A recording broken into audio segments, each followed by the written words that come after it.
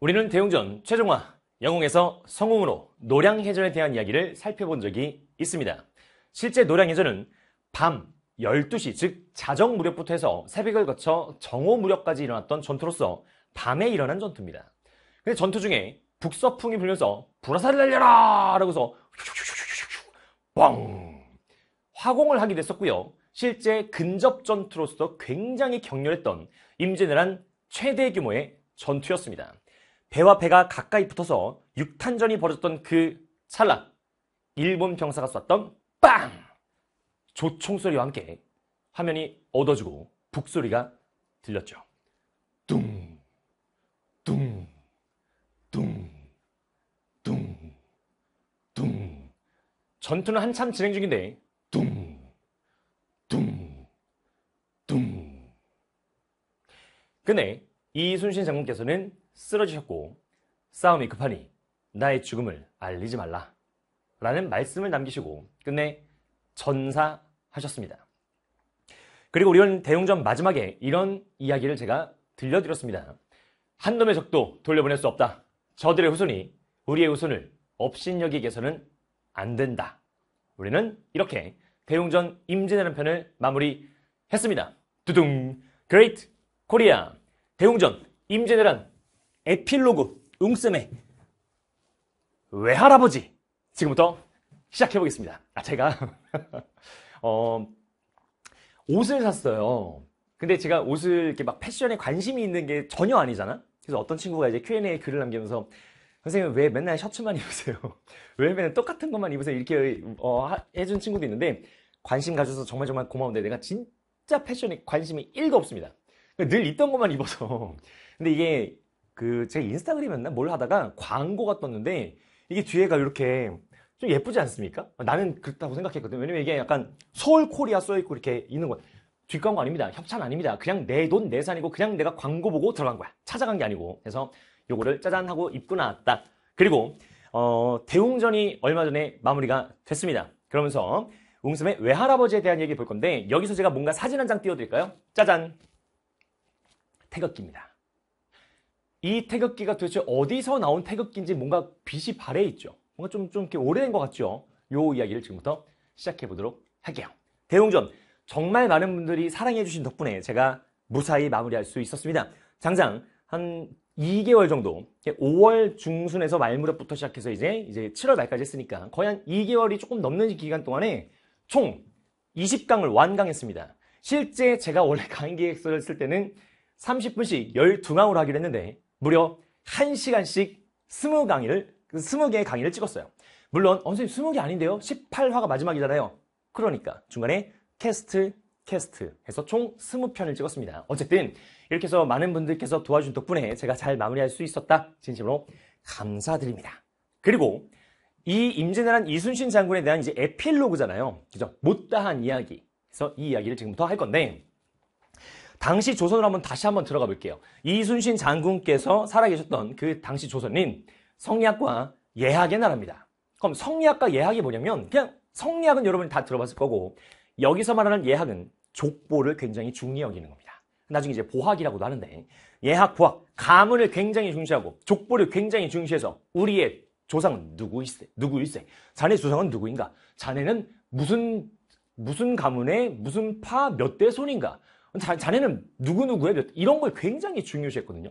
그 흔적이 남아서 지금도 이제 그런 거를 조금 이제 중시하시는 그런 가문들도 있잖아요. 어쨌든 가문의 명예를 굉장히 중요하게 여기는 나라가 조선이었습니다. 이게 지금 현대 사회를 바삐 살고 있는 우리 입장에서는 이게 뭐 크게 쓸데없는 것처럼 보일 수 있겠지만 이게 생각보다 의미 있는 그런 역사일 수 있습니다. 그래서 이순신 장군의 후손들은 이순신 장군께서 엄청난 영웅이자 성웅이셨기 때문에 그 그늘 아래 굉장히 힘든 삶을 살았던 분들도 있었던 것 같습니다. 또는 그 명예를 지켜내기 위해서 후손들이 아무렇게나 살아갈 수가 없는 거예요. 왜? 나는 이순신 장군의 후손이니까. 그대는 충무공의 후손 아닌가? 아니 자네는 충무공의 후손 아닌가? 이런 뒤에 큰 그림자가 항상 따라다니니까 함부로 행동할 수가 없는 겁니다. 그거에 대한 이야기를 하는 건데 자, 적성과 상관없습니다. 내가 문과를 좋아하든 뭘 좋아하든 기술이 있던 다 필요 없어요. 그냥 무관으로만 제한된 등용을 받습니다. 무슨 얘기냐면 덕수 이씨거든요. 이따가 나옵니다. 이순신 장군의 후손들은 임진왜란 끝나고 난 이후에 자, 저는 문과에 급제해서 문과로서 제가 문신이 되고자 합니다. 어이, 자네 출신을 보니까 이순신 장군의 후손이구만. 됐네. 무관으로 등용되는 거예요. 그냥 장군이 전부 다 군인으로서 이제 근무하는 거지. 늘 이순신 장군과 비교되는 삶을 살 수밖에 없었던 후손들. 조선 후기 3대 무관 가문입니다. 그래서 문과 급제자 단 한 명이거든. 이순신 장군 이후에 조선시대 때. 근데 문과 급제가 267명이야. 이거 너무 쏠림이 심하잖아요. 그래서 제가 이순신 장군의 그늘이라고 이야기했지만 그게 한편으로는 엄청난 자부심이자 그 가문을 지탱하는 주춧돌이 됩니다. 생각해보세요. 여러분들이 이순신 장군의 직계 후손이야. 너무 자랑스러울 것 같지 않아? 그리고 여러분들의 모든 행동이나 모든 생각들이 거기에서 크게 벗어날 수 없을 것 같지 않습니까? 그러니 그 후손분들이 훌륭하신 분들이 많은 겁니다. 자, 예를 들어줄게요. 얼마나 그 당시에 그 덕수이 씨의 이순신 장군의 후손들이 얼마나 좀 힘든 삶을 사신 분들이 종종 있었냐면 때는 1876년 고종 13년입니다. 강화도 앞바다에 일본 군함이 들어오는데 그 군함에 누가 구로다 기요타카라는 사람이 이제 그거를 이제 파견을 해요. 그 군함을 파견하는데 여기서 말하는 구로다 기요타카가 어떤 사람인지 살짝 한번 봐볼까?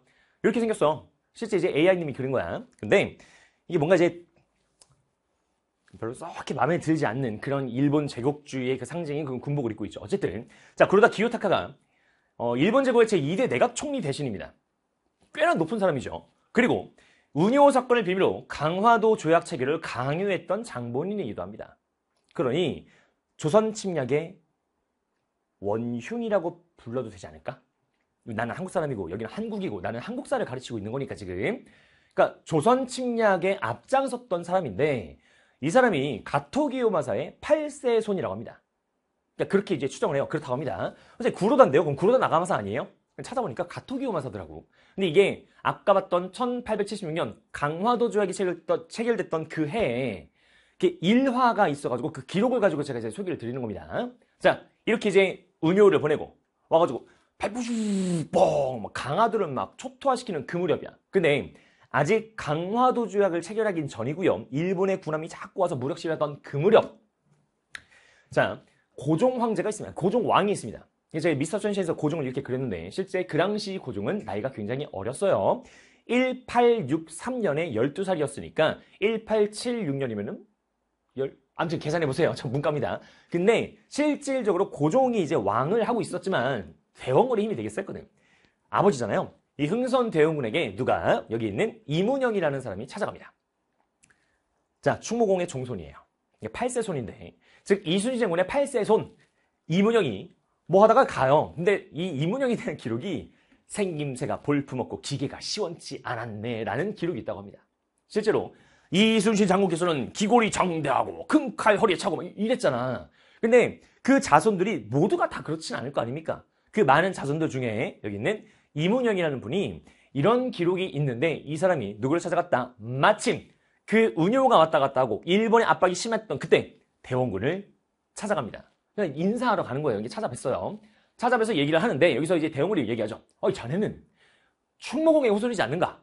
그래서 외놈을 격파할 수 있는 뭔가 좀 묘한 계책이 있지 않은가? 계책을 좀 물어본 거예요. 왜?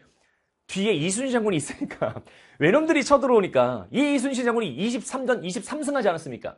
23번 싸워서 23번 다 이겼어. 그것도 압도적으로. 그러니까 충무공의 후손이니 자네 무슨 뭔가 좋은 계책이 있지 않겠는가? 그때 여기 있는 이문영이라는 분이 이렇게 얘기합니다. 대감, 서두르지 마십시오. 저 외놈들을 막기는 쉽습니다. 오, 그런가? 그 어떤 계책인가? 나에게 좀 귀뜸 좀 해주시게. 그럴 수 있잖아. 외놈들이 자꾸 쳐들어오니까. 그래서 이렇게 얘기합니다. 뭐라고? 충무공 8세손이 이처럼 못났는데 가토 기요마사의 8세손이라고 어찌 영특하고 용감하겠습니까? 냅두십시오. 이거 되게 풍자하듯이 되게 재밌게 보는 거잖아. 이 이야기가 그 당시에 전해지고 사람들이 박장대소했대요. 왜? 아까 얘기했죠.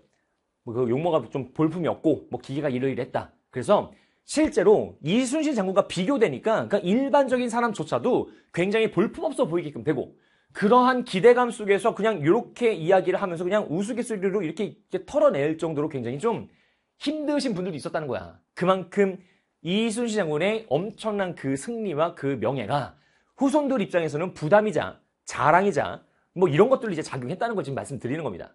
이 얘기를 왜 꺼냈다고요? 이순신 장군의 후손들에 대한 얘기를 봅시다. 자, 그래서 충공의 후손으로 살아간다는 건 결코 쉽지 않은 길이었습니다. 지금부터 이야기는 이 후손들에 대한 이야기는 잘 보시면은 야, 진짜 대단한 가문이구나. 진짜 대단한 후손들이구나. 이렇게 생각이 될 거야. 결코 쉽지 않습니다. 왜? 우리의 조상이 이런 분인데 어떻게 내가 그 명예를 더럽힐 수 있습니까? 심지어 김종욱이라는 사람이 내가 김씨잖아. 근데 내 조상도 뭔가 찾아가면 이게 있겠지요. 내가 잘 몰라서 그렇지. 그러면 좀 가까운 역사에 뭔가 정말 위대한 누군가 있다. 나는 그러면 너무 자부심을 느낄 것 같아. 저는 그럴 것 같거든요. 해서 그의 자손들 이야기입니다. 먼저 아들들입니다. 첫째 아들부터 셋째 아들까지 있었고요. 서자까지 하면은 이렇게 5분을 제가 모시고 왔어요. 그래서 이회, 이면 이 두 분 같은 경우는 실제 영화에도 나온 적이 있습니다. 영화 노량에도 나왔고요. 영화 한산, 그리고 영화 한산 말고 어디야? 영화 명량에도 나왔죠. 그래서 이회, 이면이 있는데 이 첫째 아들부터 서자까지 이분들이 어떤 행적을 살았는가? 그 당시에 현감으로 종6품까지 이제 승진했고요. 여기도 종6품이고요. 우리 알고 있죠. 1597년 10월달 막내 아들 이면이 정유재난전에 전사합니다. 왜 전사했게? 명량에서 패배했던 일본이 복수하겠다고 충남 아산까지 가서 거기서 이제 막 쳐들어갔잖아. 그때 외놈들과 싸우다가 이게 작년에 전사하신 분이 여기는 막내 아들 이면입니다. 그 막내 아들 이면이 돌아가셨다는 전사했다는 소식을 가족에서 종친에서 들고 오니 그 편지봉투에 뭐라 썼다고? 통, 곡. 그리고 나서 엄청난 진짜 슬픔 속에서 난중일기를 그렇게 쓰셨잖아요. 어찌하리요 이러면서. 어찌 세상에 나 같은 사람이 있단 말이요 이러면서. 한번 보시고. 자, 서자들입니다. 이가련한 때 전사했고요. 병자르 때 전사합니다.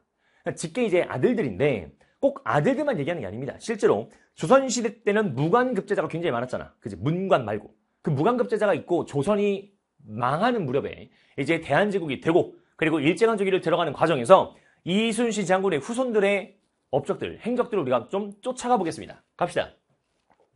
여기서 나오는 사진들은 얘들아 제가 그냥 임의적으로 미스터 선샤인을 제가 그 대웅전 찍을 때 그렸던 그림을 가지고 왔어요. 이필희란 분이 계십니다. 1857년부터 1900년까지 계셨던 분인데 실제 이순신 장군의 구대손입니다. 그러면 이순신 장군의 구대손이라고 하면 되게 좀 먼 것 같지만 엄청난 영웅의 가문이라는 거 그거 하나만 가지고도 되게 자부심을 느끼거든. 나는 심지어 직계도 아닌데 나는 그럼에도 불구하고 되게 자부심을 느껴요. 보세요. 그래서 구대손이고 유인석 부대 을미의병 당시에 진동 별무장으로 실제 부대를 진두지휘하는 장군이었습니다. 지휘관이었고요. 자, 의병 작전 도중에 풍랑에 배가 침몰하면서 안타깝게 사망하십니다. 그리고 건국훈장 독립정의 수사가 되죠. 제가 간단하게 정리해 온 거야. 훈장 받으셨습니다. 다음. 그때 이제 고종 이제 황제였죠. 그 당시에. 1905년 을사내각 체결했습니다. 미스터 선샤인 그 대웅전 보시면 알겠지만 을사내각 체결을 하고 나니까 너무 억울한 거야. 고종 황제가 너무 좀 뭘 해야 되겠는 거야. 그래서 곧바로 러시아를 가서 항일 의병대를 만들라라고 누군가한테 명령을 내립니다. 그 명령을 받은 누군가가 실제 어디로 갈게? 러시아로 갑니다. 그래서 자 이규풍이라는 분이 있어요. 이규풍. 이분이 이순신 장군의 10대 손인데 블라디보스토크로 가서 창의군을 결성하고 창의 대장이 됩니다. 실제 창의군을 결성했다. 고종의 명을 받아서 의병 조직을 만들었다. 그 당시 의병이 이제 독립군이 되는 겁니다. 의병 조직을 만들어서 창의 대장이라고 고종 황제가 이제 수여하는 거죠. 자네를 창의 대장으로 임명하겠네. 이랬거든. 1908년 안중근과 친구 사이였습니다. 안중근 알아요? 안중근 의사? 친구였습니다. 함께 국내로 침투해서 일본 부대를 공격하기도 했고요. 그 바로 이듬해 1909년 친구였던 안중근과 함께 단지동맹을 결성합니다. 단지동맹 뭐야? 영웅 봤습니까? 거기서 이게 노래가 나오잖아. 내가 지금 여기서 노래하면 이게 잘릴까봐 노래를 못하겠지만 실제로 그 단지동맹 노래 뮤직비디오가 있어요. 거기에 우리는 안중근 의사만 보고 있지만 그 뒤에 수많은 사람들이 있을 거 아니야. 거기 서 있던 친구 중에 한 명이 여기 있는 이규풍입니다. 이순신 장군의 10대 손이에요. 단지동맹 결성했고요. 1910년 국권 피탈 이후에 합방 반대 선언서를 발표하고 러시아에서 활동하다가 체포됩니다. 김자진 장군과 나중에 이제 풀려나고 나서 김자진 장군 들어봤어요? 그렇지. 청산리 대첩의 영웅 아닙니까? 그 김자진 장군과 함께 고려혁명당을 조직하고 끊임없이 독립운동 하시다가 나중엔 돌아가셨고요. 건국훈장 애국장 받으십니다. 훈장 받았습니다. 독립운동사에서 족적을 남기셨다. 이분이 이규풍이야. 그런데 이 사진은 똑같을 수밖에 없어요. 왜요? 실제 이규풍의 동생입니다. 동생도 독립운동가예요. 집안 자체가 지금 전부 다 독립운동가. 잘 봐. 자, 이수지 장군의 10대 손인데 오래 사셨죠? 그죠? 그렇게. 자, 1906년 한성 사범학교를 졸업했습니다. 사범학교를 나왔기 때문에 선생님이겠네요. 1917년 공주에 여자 야학교를 만들죠. 일제강점기 때 야학을 만들었고요. 다음 1919년 평양 대표로 상경 서울로 올라가서 3.1운동을 준비하는 데 앞장섭니다. 그리고 대한민국 임시정부의 임시의정원의 충청도 의원으로서 대한민국 임시정부 요원으로 활동하셨고요. 1929년 신간회 경동지회 설립을 주도하셨던 분입니다. 신간회 들어봤니? 좌우합작운동, 민족유일당운동 기억나? 한국사 시간 배우는데 기억이 안 나? 나랑 수업 안 하니까. 자, 그래서 신간회에서 활동하셨다는 거. 1945년 여운형 선생님이 만들었던 건준이라고 하죠. 건국준비위원회의 재무부장입니다. 즉 일제강점기를 통틀어서 쭉 활동하시다가 광복을 맞이하고 나서도 실제 대한민국 정부 설립에 애쓰신 분이에요. 1950년 2대 국회의원에 출마해서 당선되십니다. 대단하죠. 우리나라 아팠던 근현대 역사를 다 관통하셨던 분이야. 근데 나중에 돌아가시고 나서 건국훈장 독립장을 받습니다. 연도를 잘못 썼나? 이건 조금 찾아볼게요. 그래서 건국훈장 독립장을 이때 수여받습니다. 다음 이민호입니다. 누구게? 이수지 장군의 11대 손인데 아까 봤죠? 이규풍의 아들입니다. 아까 봤잖아. 이규풍과 이규풍의 아들, 그러니까 이규풍과 이규풍의 동생 맞고요. 지금 여기는 이규풍의 아들입니다. 11대 손. 자, 1919년 3.1운동 당시에 황해도, 전라도, 충청도를 돌면서 만세운동을 주도하다가 일제에 체포당합니다. 1920년대 만주의 신민부에서 군의관으로 활동했어요. 의사입니다. 군의관. 해서 1920년대 신민부가 뭐냐면 얘들아, 우리 혹시 알아요? 3.1운동 끝나고 나서 그 무장투쟁이 있었고 무장투쟁 이후에 3부가 성립됩니다. 참의부, 정의부, 신민부. 그때 나오는 신민부야. 잘 모르겠어? 그냥 듣기만 하시면 돼요. 신민부에서 활동하셨고 1920년 무렵부터는 병원을 경영했죠. 왜요? 의사니까요. 그죠? 그러면서 독립운동을 끊임없이 하셨고 독립운동 도중에 일제가 고문을 했는데 너무 심한 고문이라서 사경을 헤맬 때까지 고문합니다. 돌아가시기 직전에 풀어주거든. 가석방시켜. 일본이. 왜? 그 감옥에서 돌아가시면 안 될 것 같으니까 감옥에서 이게 죽으면 뭐 그런가 봐요. 가석방을 시킵니다.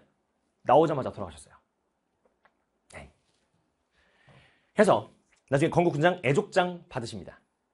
지금 훈장 굉장히 많이 받고 있습니다. 다음 이기령입니다. 이기령 누굴까? 이순신 장군의 12대 손인데 이민호의 아들이야. 누구야? 여기 있네. 이민호. 그죠? 이민호의 아들. 누구? 이길령입니다. 자, 이민호의 아들이었던 이기령은 이순신 장군의 12대 손이 될 거고요. 12대 손. 1942년 북경적에 직모 공작대로 파견돼서 실제 직모가 뭐냐면 징병, 모병 해서 이제 군인들을 모으는 겁니다. 군인들을 모으는 공작대로서 실제 독립군들을 이렇게 모으는 역할을 많이 하셨고요. 45년 7월. 우리가 45년 8월 달에 광복을 맞이했기 때문에 7월이면 광복하기 전이야. 한국 광복군 들어봤죠? 대한민국 임시정부의 정식 국군부대입니다. 수능 한국사에 그렇게 잘 나오죠? 한국 광복군에 입대하셨고요. 제3지대 제1구 대원으로 훈련을 받습니다. 근데 그 훈련 뭐야? 결국에는 미국과 연합작전에서 국내 진공작전 했다는 거 아니야. 그러니 미국과 연합을 하려면 통역관이 필요할 거 아닙니까? 그 통역을 위해서 동남아시아 지역으로 출동 준비하던 과정에서 갑자기 광복을 맞이한 겁니다. 이게 되게 안타까운 거잖아. 우리가 한국 광복군 얘기할 때 그래서 아니 국내 진공작전을 실시했어도 성공 확률은 많지는 않았습니다만 어쨌든 간에 그거를 했으면 우리가 승전국의 지위를 받을 수 있는 자격이 있는데 못했지 않습니까? 일본이 갑자기 항복했잖아요. 요겁니다. 해서 한국 광복군에 입대하시고 활동하셨는데 일본이 갑자기 항복하면서 광복을 맞이했다. 그리고 건국훈장 애족장 수여 받으십니다. 추서 받으셨고요. 지금 계속해서 대가 내려가면서 9대, 10대, 11대, 12대 계속해서 지금 독립운동이랑 관련된 인물들을 보고 있습니다. 다음 이민화라는 분이 있네요. 이순신 장군의 11대 손입니다. 이제 조금 더 올라갔죠. 자, 11대 손 1917년 외아들이 돌이 지날 무렵에 생각해봐. 외아들이야. 근데 돌이 지날 무렵에 만주로 망명합니다. 그럼 아들이 이제 막 태어나서 깐난 애기인데 망명했어.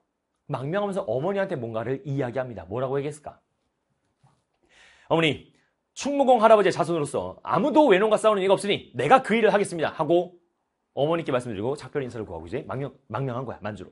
근데 여기서 그 당시에 이민아라는 분이 실제 충무공의 후손들이 이제 독립운동 하는 거를 이제 다 알 수는 없으니까. 근데 우리 후손들 입장에서는 정리가 되어 있는 기록이 있으니 이제 많이 활동하셨는데 그 당시에 본인의 주변에서는 그런 모습이 잘 안 보였나 봐요. 어쨌든 만주로 가십니다. 그러면서 신흥무관학교를 졸업했고요. 들어봤죠? 신흥무관학교. 어떤 단체가 만들었어? 신민회가 만들었죠. 이 신흥무관학교가 오늘날의 경희대학교로 계승된 거라고. 그죠? 뭐 그거 한번 보시고. 자, 신흥무관학교를 졸업했고요. 다음 서로군정서 들어봤는가? 임시정부가 서로군정서를 편찬하는데 여기에 교관으로서 활동합니다. 또한 청산리 전투에서 지휘관으로 참전해서 혁혁한 공을 세웠고요. 대한독립군단을 결성했는데 그 대한독립군단이 서희를 총재로 하는 그런 독립군 부대거든. 좀 어렵지. 그냥 듣기만 하세요. 어쨌든 대한독립군단을 결성하고 자유시 참변을 겪게 됩니다. 즉 러시아의 스보보든이라는 도시에 들어갔다가 그 안에서 자유시 참변을 겪고 그리고 나서 이제 다시 남쪽으로 내려오는 과정에서 23년 만주로 내려오는 중이었거든. 일본의 사주를 받은 중국 토비 뭐야? 그 지역에 살고 있는 말 그대로 도적대들이야. 이 사주를 받은 건 뭐냐면 그 당시 만주 지역에 있었던 그냥 그 중국인들이 있을 거 아닙니까? 그들에게 일본이 돈 줄 테니까 쟤 좀 토벌 좀 해줘. 돈 줄 테니까 저 좀 습격 좀 해줘. 이렇게 시키는 거야.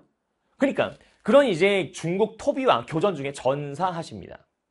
그리고 건국 공로 훈장 1963년에 이렇게 추서 받으세요. 이민화 한번 보시고. 자, 이세영이라는 분도 있습니다. 이순신 장군의 12대 손 되십니다. 자, 이분은 1895년 을미의병 때 의병 조직을 해서 거병합니다. 을미의병 때. 그리고 1897년 대한제국 육군 참위라는 관직에서 대한제국의 육군 이제 지휘관이 된 거죠. 군 지휘관이 된 겁니다. 다음 1906년 민종식이라는 분이 있습니다. 이게 의병부대를 일으켰던 분인데 민종식의 의병부대의 참모장으로서 다시 한번 전투를 나가서 일본군과 결전을 벌이고요. 1908년 성명학교를 동생과 함께 설립하면서 교육사업에도 실제 진출합니다. 무슨 얘기야? 일단 내가 사업이라고 해서 미안한데 그 교육사업은 돈을 벌려고 하는 게 아니고 민족을 위한 지금 사항 얘기하는 거야. 성명학교 만들어서 실제로 많은 후학들을 양성하려고 노력했고요. 13년 독립의금부 3도 사령으로 활약합니다. 독립의금부 들어봤죠? 들어봤어야 돼. 이거는 봐야지. 왜? 1910년대 민족의 저항 이야기할 때 독립의금부랑 대한광복회 얘기하잖아. 독립의금부는 고종의 밀명으로 임병찬이 만들었던 그 조직, 거기에서 3도 사령으로 활약합니다. 그러니까 세 개의 도를 이제 다 총괄하는 그런 이제 사령관이야. 이렇게 3도를 총괄하는 사령관 이렇게 보시면 됩니다. 신흥강습소의 소장이었어요. 근데 잘 봐. 신흥중학교 이름 바꾸거든. 신흥강습소가 신흥중학교 바꿀 때 신흥중학교 교장입니다. 그러니 신흥중학교 교장이었다는 거 머릿속에 잘 기억해. 좀 이따 또 나와. 다음 대한민국 임시정부의 참모부 차장까지 하시더니 이 신흥중학교가 나중에 이름 뭘로 바꿔올게? 신흥무관학교 교장이었습니다. 그래서 여기 아까 이세영이라는 분을 봤는데 그 앞에 신흥무관학교 졸업했다는 분이 있었잖아요. 제가 지금 이름을 다 외우지 못했지만 그분이 아마도 같은 집안 사람으로서 여기서 좀 입학하고 이렇게 서로 좀 이렇게 도움을 주지 않았을까 이렇게 추정한다고 합니다. 찾아보니 그래요. 그래서 신흥무관학교 교장 선생님이셨어요. 그리고 건국훈장 독립장을 추서 받습니다. 이렇게 제가 사진은 이렇게 갖고 왔는데 실제 검색해보면 얼굴 사진 나오시는 분이 거의 없습니다. 예전에 이제 계셨던 분들이니까. 근데 이게 뭔가 좀 안타까워요. 한번 찾아보니까 되게 많아. 그래서 내가 골라온 거거든. 이렇게 훌륭하신 후손들이 이제 계속해서 독립운동을 하고 있었다는 거지. 여기 계신 분만 그럴 것 같아요. 더 보여드릴까? 자, 이붕해라는 분이 있습니다. 이순신 장군의 12대 손이고요. 신흥무관학교 7기 졸업생으로서 청산전투 중대장으로 활약했고요. 한국 광복군 참모장이었으며 6.25 전쟁 때 전사하셨습니다. 그리고 건국훈장 독립장 추서 받으세요. 또 볼까? 이응렬이라는 분이 있습니다. 이순신 장군의 14대 손이고요. 내선 일치를 비판하다가 체포당했는데 결국에는 그 체포당하고 나서 또 나온 뒤에 독립운동 활동하시다가 나중에 건국포장 2016년에 받으십니다. 그래서 이응렬이라고 검색하거나 이붕해라고 검색하면 잘 안 나와. 지금까지 봤던 모든 분들은 얘들아 독립운동가 이응렬, 독립운동가 이붕해 이런 식으로 검색해야 잘 나오더라고요. 이세영도 마찬가지야. 독립운동가 이세영 해야 연예인이 아닌 이런 독립운동가가 나옵니다. 안타깝지만 이름 검색했을 때 옛날 분이라 그렇긴 한데 연예인이 먼저 나오고 최근에 이제 무슨 사람이 먼저 나오고 그러니까 한참 스크롤 내리다가 안 되겠다 해서 독립운동가 치니까 나오더라고요. 보시고 우리가 잘 모르잖아요. 그죠? 근데 이순신 장군의 집계 이런 몇 대 손만 독립운동한 게 아니겠지. 더 많아. 훨씬 많겠지. 내가 그냥 찾아온 자료가 요 정도일 뿐이야. 자, 박한나라는 여사님이 계십니다. 누구야? 이규풍의 어머니고요. 오세라 이규풍의 아내이며 이해라 이규박의 아내, 이규갑의 아내 다 독립운동 행적이 있으신 분들입니다. 그죠? 내조를 통해서 나의 남편, 나의 아들이 열심히 독립운동하는 걸 내조했던 게 아니고 실질적으로 독립운동에 나섰던 분들입니다. 대단하지 않습니까? 아, 이 가문에 시집 가면은 이렇게 하는구나. 또는 이 가문에 시집 오시는 분들이 원래 그런 성향을 가진 분들이 이제 시집 오셨나 보다 라고 유추할 수 있을 법한 그런 기록들이 생각보다 많습니다. 그래서 제가 좀 간단하게 가지고 왔는데 생각해봐. 이순신 장군의 그 가문은 친일 반민족 행자로 기록된 인물이 단 한 명도 없다고 합니다. 물론 제가 친일 인명사전을 하나하나 모든 걸 다 분석한 건 아니에요. 저도 이제 기록을 찾아보다가 이게 보는 건데 친일 반민족 행자로 기록된 인물이 없어요. 왜요? 이순신 장군의 명예가 있잖아. 이순신 장군이 외놈들을 그렇게 싫어했고 그렇게 끝까지 싸우셨는데 그리고 그 외놈들의 총탄에 돌아가셨는데 그쵸? 친일 반민족 행위자가 단 한 명도 없다라고 제가 그냥 찾아봤습니다. 다음 대한민국 법정화폐 도안에 세 분이나 도안에 올라가 있어요. 우리나라 법정화폐에들아 단일 가문으로 가장 많은 이제 가장 많은 인물을 배출했습니다. 누구야? 100원짜리 이순신, 5천원짜리 이이, 신사임당 5만원짜리. 선생님 이순신과 이가 같은 가문? 그럼요, 같은 가문이죠. 혹시 아세요? 내가 이번에 대웅전에서 그런 얘기를 했니? 초반에 이순신 장군이 이이랑 겹치는 구간이 있어. 응? 그 생물 연도가 겹쳐요. 그래서 이순신 장군이 광지생활 처음에 한 지 얼마 안 됐을 때 무관으로 활동할 때 이이가 같은 가문이라는 걸 보고 그 당시 이이가 아마 영의정인가 좌의정인가 뭐 하고 있었거든요. 그래서 이이가 우리 같은 집안 사람이니까 한번 만나세 했을 때 만나자고 했습니다. 이순신 장군한테. 이순신 장군이 뭐라고 했다고요? 내 어찌 같은 가문이라고 이렇게 바로 만날 수 있겠습니까? 지금은 관직으로서 내가 이게 어르신을 만나면 이이를 만나면 남들이 볼 땐 이이가 이순신 끌어주는구나라고 볼 거 아니야. 거절합니다. 여러분 그럴 수 있어요? 그럼 거절한다니까? 같은 가문이야. 선생님 근데 신사임당은 덕수이 씨가 아닌데요? 아니에요. 아닙니다. 근데 덕수이 씨 가문에 시집 갔습니다. 남편 되신 분이 덕수이 씨예요. 그래서 가문으로 따지면은 족보가 남자 쪽에 가 있잖아. 그래서 신사임당도 이제 덕수이 씨 가문의 족보에 있는 겁니다. 이렇게. 그래서 덕수이 씨. 이런 가문 문장을 쓰고 있는데 실제 덕수이 씨가 이 영상을 보고 있다. 정말 자부심 느낄 겁니다. 물론 덕수이 씨가 파가 있어요. 해서 여기가 이제 까먹었다. 하기 전에 찾아봤는데 이게 내가 이제 족보 이런 건 잘 모르지만 이의 후손들이 이제 문정공파인가? 파가 그렇고요. 여기가 이제 충무공파입니다. 근데 실제 덕수이 씨는 충무공파가 힘이 제일 세거든요. 그럴 것 같지 않습니까? 충무공파가 집계고 충무공파가 가장 이제 뭐 세력이 세다고 하는데 그러니까 세력 다툼 얘기하는 게 아니고 파가 좀 달라요. 아무튼 해서 이순신 장군과 이 등등의 이런 가문들이 있다는 거 해서 여러분들이 만약에 덕수이 씨다 진짜 자부심 느껴도 괜찮습니다. 진짜 명문 가문입니다. 힘이 엄청난 권력을 누렸다 이게 아니고 끊임없이 충무공 이순신 장군의 명예를 지켜내기 위해서 노력했던 그런 가문이라는 거야. 그리고 조선의 제22대 임금 정조가 이런 걸 편찬했죠. 뭐라고요? 충무공에 대한 기록들을 싹 다 정리해서 그 무슨 일기 묶어서 난중일기 또는 충무공 전설을 편찬합니다. 그리고 이 충무공 전서가 이렇게 보이네요. 제가 요걸 가지고 왔습니다. 이 사진 봐봐. 제가 이 여름방학 특강 시작하기 일주일 전에 경기도 수원에 있는 저희 외삼촌 댁을 다녀왔어요. 저희 외삼촌께 평상시에 연락을 잘 못 드려서 너무너무 민망했지만 저희 어머니를 모시고 둘이 다녀왔습니다. 가서 외삼촌하고 가서 식사 대접하고 되게 재밌게 놀다 왔거든. 되게 오랜만에 보니까 너무 반가운 거예요. 진짜로. 그래서 뭐 연락은 가끔 이제 명절 때 이럴 때 드렸는데 이번에 찾아뵀거든. 그래서 제가 좀 한번 볼 수 있습니까? 라고 했더니 뭔가를 가지고 나오셨습니다. 이렇게 돼 있어요. 태극기가 접혀있죠. 이거를 펼치면 이렇게 돼 있습니다. 제가 초반에 보여드렸던 거 태극기입니다. 굉장히 빛이 바랬죠. 빛이 바랬는데 제 어릴 때 기억에 따르면 저는 지금은 외할머니 돌아가셨는데 외할머니께서 뭔가 태극기로 뭔가 상자를 쌓아놨거든. 태극기로 쌓아놨던 그 무슨 상자가 기억이 나는데 그걸 열었을 때 이런 게 나왔다는 겁니다. 뭐야? 충무공 전서 제3권. 제가 눈으로 직접 보고 왔습니다. 그리고 이게 태극기랑 쌓여 있었는데 지금은 이제 태극기가 엎어져 있더라고요. 이걸 위해서 제가 사진을 찍어 왔습니다. 이렇게. 이 박스 안에 들어있는 거는 충무공 전서. 뭔지 몰라요. 아무래도 족보 같습니다. 전부 다 이런 족보 첩이 있는 거예요. 장난 아니지. 뭐 덕수 이씨 무슨 게 써 있어. 자, 그럼 아무튼 그래요. 이런 게 있다는 겁니다. 그래서 이거를 제가 조심스럽게 장갑 같은 거 끼고 함부로 만지면 안 될 것 같잖아. 나 이런 거 처음 만져보니까.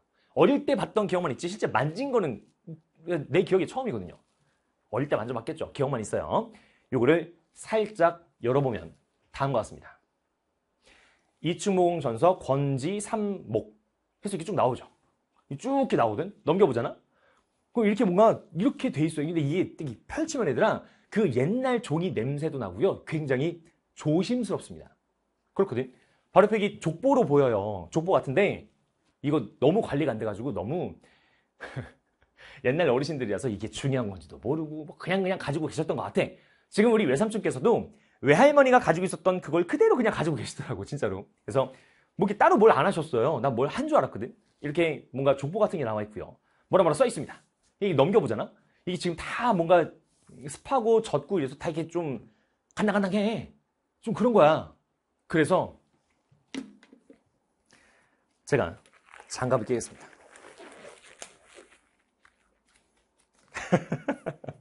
장갑을 한번 껴볼게요. 짜자잔. 오! 자, 라텍스 장갑 꼈습니다. 너무 쨍기는데? 왜 이렇게 사이즈가 장갑을 꼈어요? 요겁니다. 우리 외삼촌에게서 가져온 요거 부인이 족보 관련 옛날 족보 관련 진짜로 요걸 내가 갖고 왔어. 이걸 보여주고 싶어서. 자, 저희 어머니의 할아버지 되시는 분이 이순신 장군이시고 저희 어머니의 그러니까 어머니의 이제 친정이죠. 외가댁. 그러니까 저의 외삼촌, 저의 어머니 가문 덕수이 씨입니다. 그리고 그 덕수이 씨 가문의 피를 이만큼 받았다는 걸 지금부터 보여드릴게요. 나는 이순신 장군의 피를 이만큼은 받긴 받았습니다. 그거를 보여드립니다. 열어봅니다.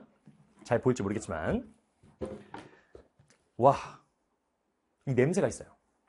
보이니? 요 그대로입니다. 그대로 갖고 왔고요. 그러면 요 태극기가 우리 외할머니 때 썼던 태극기래요. 물어봤거든요. 외할머니께서 지금 돌아가셨는데 외할머니께서 이걸 덮어놨던 태극기입니다. 이거 봐. 태극기. 태극기가 많이 바랬지만 그 옛날에 이제 그 외삼촌의 말씀에 의하면 외삼촌께서는 엄마잖아. 외삼촌의 엄마. 그래서 엄마가 이거를 감싸고 있던 거라서 안 버렸다고 합니다. 그리고 이걸 빼면은 이렇게 나와 있어요. 제가 받아온 그대로 보여드리는 겁니다. 그럼 여기서 좀 조심스러운데 이게 족보입니다. 족보는 좀 이따가 볼게요. 그리고 이게 충무공 전서입니다. 뭐 이거 되게 많죠? 뭐가 보여줄게. 좀 이따 보여줄게. 그러면 자, 충무공 전서 제3권이고요. 그냥 봐도 오래돼 보이죠? 실은 근데 이게 잘 몰라. 내가 뭐 진짜인지 아닌지 내가 어떻게 알아요? 다만 그렇게 알고 계속해서 보관하고 계셨고 우리 외할머니께서 돌아가시기 전에 제가 태어나기 전에 그 예전에는 외할아버지가 일찍 돌아가셔가지고 그 외할아버지가 돌아가시고 외삼촌이 어린 나이였기 때문에 외할머니께서 이런 뭐 종친회 이런 데 다니셨거든. 어쨌든 그 이후에 이제 외삼촌이 크고 나서는 잘 안 갔다고 합니다.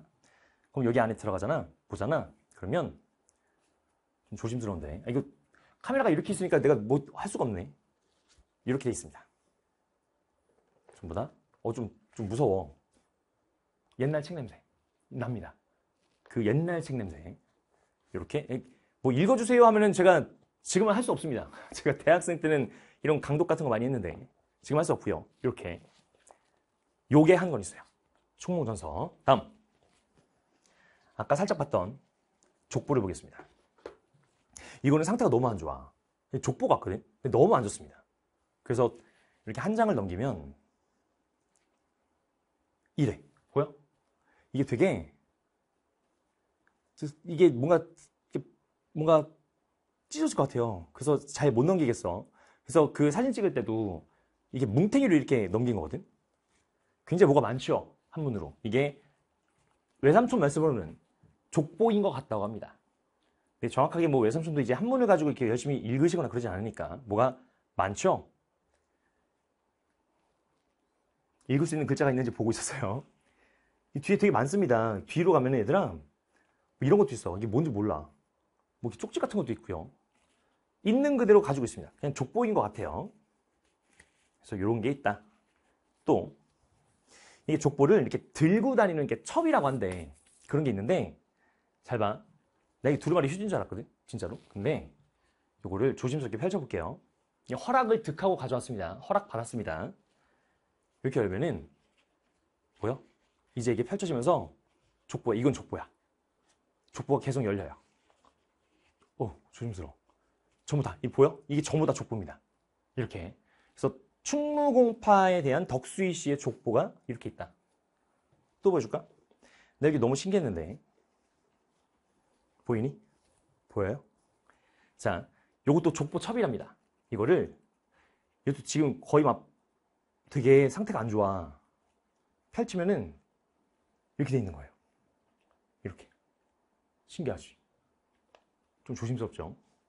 좀 떨리네. 이것도 마찬가지야. 이거 봐. 덕수이 씨. 해서 쭉 펼치면은 이렇게 쭉 뭐가 있죠?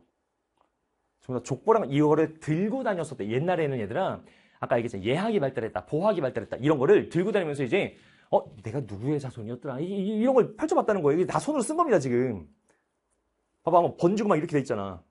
뭐 이렇게 뭐 동그란 것도 써있고 막 이러잖아요. 너무 신기하지 않습니까? 이런 게 있었고. 나머지는 이제 좀 오늘날 것 같아요. 족보죠, 족보죠. 그래서, 깜짝이야. 족보가 있고. 이거는 이제 오늘날에 한글이라는 게 섞어서 이렇게 써놓은 거고. 그리고 재밌는 게 있어. 잘 봐. 외삼촌이 되게 웃으면서 소개해줬어요. 여기 되게 뭐가 많아요, 얘들아. 여기 보면은 막 뭐가 많습니다. 낙서된 것도 있고요. 뭐가 많아. 뭔지 몰라. 그냥 뭐가 많아. 근데 뭐가 많아. 근데 우리 외삼촌께서 소개해준 것 중에 재밌는 거 하나 보여줄게. 이건 뭘까? 그냥 뭐라 써있어? 하여야 한다. 뭐 이런 게. 뭐라고 써있을까요? 뭐 그렇답니다. 근데 요거 사주가 나왔어요. 우리 외삼촌께서 말씀하시기로는 이게 누군가의 우리 집안 사람의 사주를 보고 그 사주를 받아온 봉투래. 그래서 외삼촌이 이걸 딱 오랜만에 열더니 누구 사주지? 하고 열어봤어. 아무것도 없습니다. 비어 있는데 이 중에 하나 아닐까요? 라고 해서 보니까 이게 딱 맞는 거야. 요게 사이즈가 딱 맞죠? 그래서 이거를 펼쳐봤어요. 외삼촌이랑 같이. 그래서 쫙 펼쳐봤더니 자 보자. 이렇게 뭐라 써 있습니다. 이게 뭘까? 해서 이제 그 태어난 시랑 이런 거를 이제 쓴 거라고 하더라고. 근데 중요한 건 받아온 게 아니고 이걸 갖다 주는 그런 사주였다고 합니다. 뭐 우리 외삼촌 말씀으로는 그래요. 잘은 모르지만 그랬다. 해서 제가 이거를 굳이 받아와서 여러분께 소개하고 보여드리는 이유는 나는 이순신 장군의 피를 요만큼이나마 받았다를 맨날 얘기하잖아. 수업 시간에. 얘기 많이 하거든. 그래서 증거를 보여드려야 될 거 아닙니까?